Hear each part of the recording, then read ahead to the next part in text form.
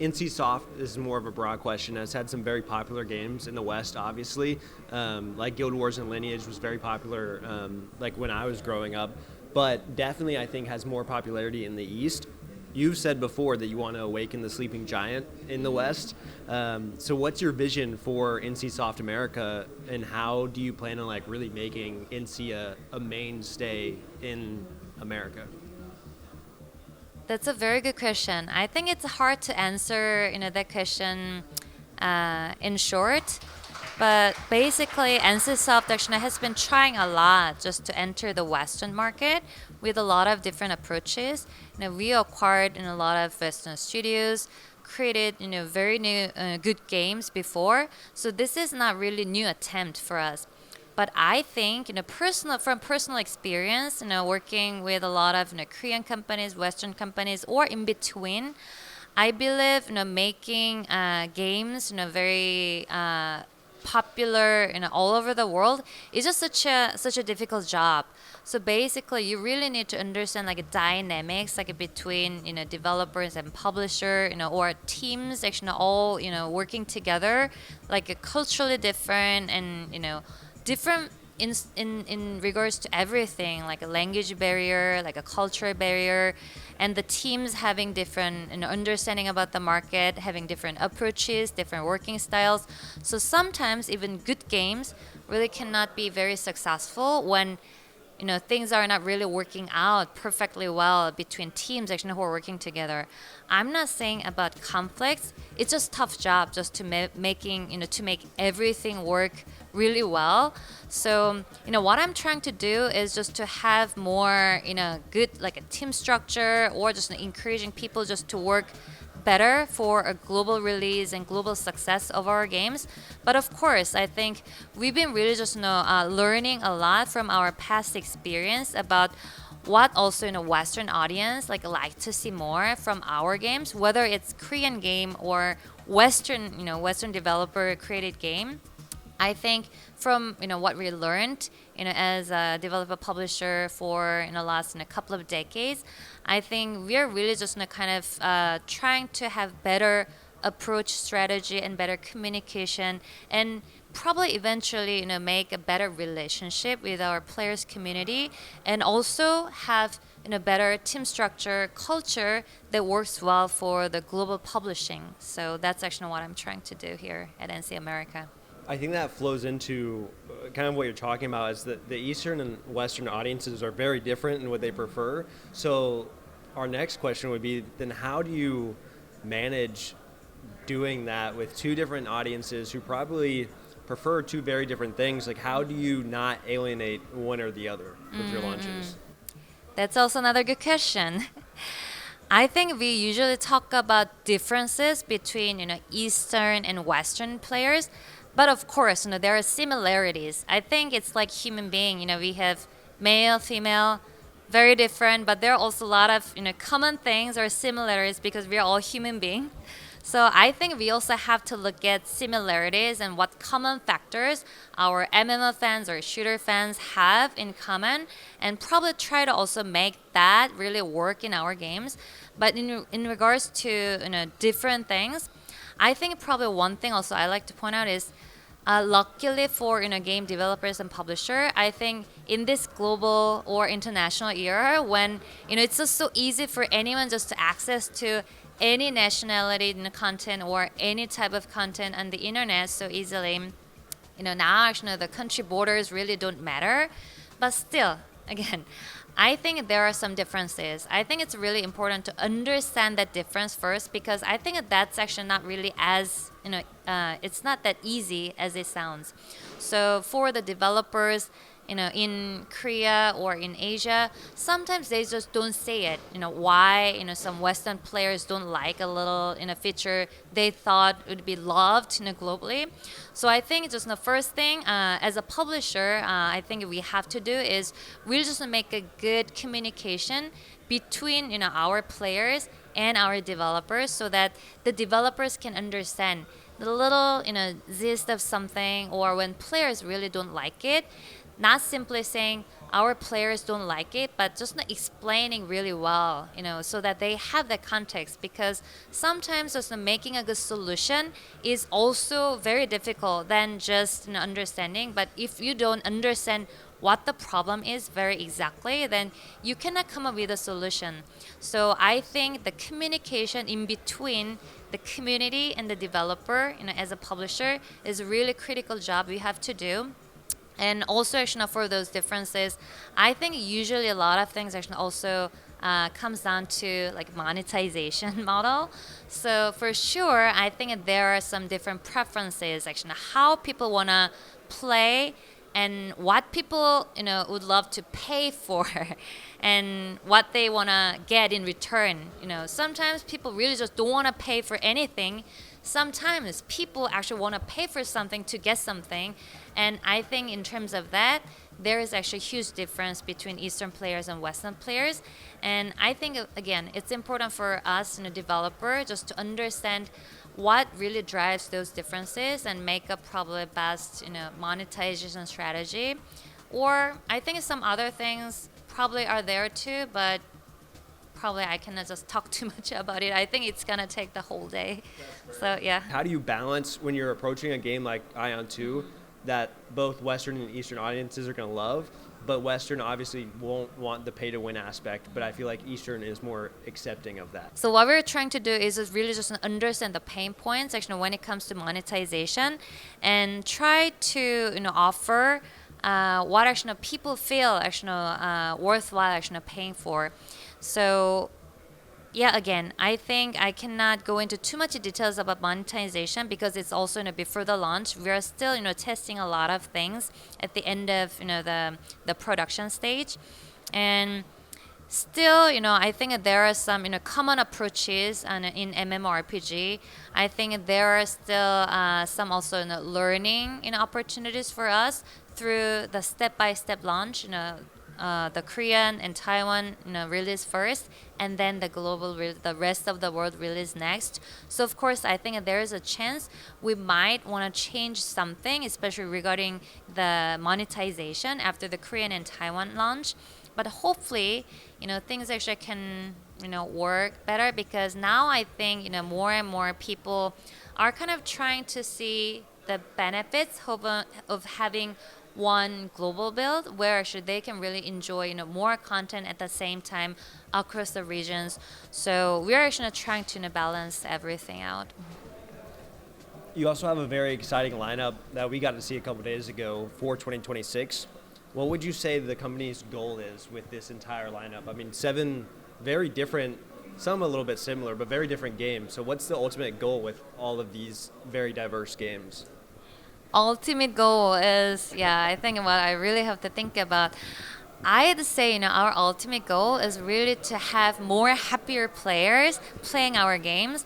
And I think probably that's why we want to expand to different genres and different platforms, because we've been pretty much about MMORPGs on PC platform, and that's kind of small part of the entire gaming audience. And we know that our legacy title players and MMORPG players also have other games they like, and shooters and other action RPGs.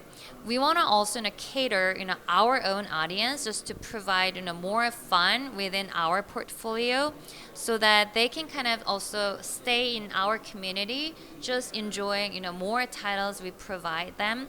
So I always think the most important thing for us is to have the reach out to more players and have more happier players, and really just grow in the gamers community as a good game publisher. I mean, really, it's just a good publisher, because I really want to just set up a good brand as a game developer and publisher in the global market for NCSoft. So probably that's the ultimate goal of this 7 title we are showing. So with those 7 titles, and you guys are working with a lot of different dev studios, so you have that kind of independent studio system where you work with each one. Why have you guys opted to work in a way with independent studios, and how has that benefited you to be able to make all these different games? I'm not sure I got the exact point of So you're working with all these independent studios. Why have you guys opted to work with so many different ones for different games, and how has that helped you or benefited you? I think probably there was not really like a strategic decision, but somehow we just ended up just working with all different studios while we were looking for, titles. We, as I said, I think we kind of really just selectively, looked at genres and thought, oh, actually, no, this one is really good, that one's really good, and somehow we just ended up working with all different studios. Like some are in-house, some are first parties, some are third-party studios, and usually actually we shipped all like in-house titles before, and probably that's kind of the easiest. And when we really just thought of more games, I think this was the only choice. I think we just had to go out and find more good teams for creating good games. So yeah, and also it requires a lot of different level of efforts and communications, because the working structure and relationship is all different. But I think it's just fun. All teams are unique. They have different philosophy, different working style, different experience. So we also have to figure out how actually we can really work well with each of them. So I think this is very fun challenge, but I think we just have to do it. Aion 2, you guys mentioned, is said to be like a fully realized version of what you guys thought Aion could be back in the day. What all does that really mean for players, I guess? I think the question really has to go to the devs, not me. But yeah, I can probably only say Aion is, one of our, most popular flagship MMORPG franchise. We love it. I think making Aion 2 has been always just one of the biggest dreams just to realize on our end. So I think the devs really just wanted to try to put everything they wanted to do. I think probably that's it. Yeah. Like you just said, NCSoft has had very successful MMORPGs, like it's ingrained in the company, that launched 20 years ago. So how does launching an MMORPG today differ from launching one 20 years ago? That is actually a very good question too. I think just the world has been changing so much, from 20, 25 years ago and now. And I think the biggest change is that the world is a lot more connected. We didn't have Twitch or Discord back then. We didn't even have, maybe there was YouTube, but it was not that popular. So I think there are a lot more, social, like community things we can, leverage. So probably back then, I think, still there were more, just single player games. Not many people were very familiar with this, like massively online games or even MMORPGs on PC. I think there is a lot more awareness about different genres, and people are really interested in trying out more fun games out there. So I think, in a way, we can think there are more opportunities, but also at the same time, just because there are so many more games in the market, I think it's just so competitive, and there's just so much more. I think in general, more games, more more channels, more opportunities, more social channels we can take advantage of. So there are just a lot more things to do. I think even really good games can easily fail because people already have so many games to play. I even cannot play in all the games in my library. That's the problem, right? So I think with this a little changing environment, probably this is not really only for MMORPG, but for every game. So maybe specifically for MMORPG, I think MMORPG kind of feels like an old genre these days compared to 20, 25 years ago when people were like, oh my god, wow, actually, what is this? I'd never seen this type of game. Maybe for younger generation these days, they are like, MMORPG feels like old, and all MMORPG players are getting old. That's actually what I hear a lot, but I really don't care because eventually we are all getting older, and I think probably our generation, we might be the first generation who are gonna still play a lot of games in our 60s and 70s and even 80s. So we're not like our grandparents' generations. Like, what is game and what are these? No, are these computer games or what? So I think there are always more opportunities for MMORPGs, but probably there are little challenges because the genre also feels a little old, and sometimes people also say there are not really much innovations, but I think there can be also a little cool opportunity. We always can talk about even little innovations actually we put in our new MMORPG, and also approach a little differently to new generation who actually didn't have a chance to play MMORPG because they thought, oh, isn't like a game just an older generation play. So I probably want to say we probably need a little different approach than 20, 25 years ago when MMORPG was a new genre, very innovative gameplay. And now there is just so much more in the world, and this really doesn't feel like a new anymore. But still, I think MMO is really kind of special genre because you really just kind of live in that world. You make friends there. The community is very strong. And I think actually the more actually you play MMORPGs, then it really becomes part of your life. So in that sense, I think we can actually just really leverage all those things actually we can do with our community over the social channels and even in the offline world, just to make the MMORPG launch more meaningful to our community.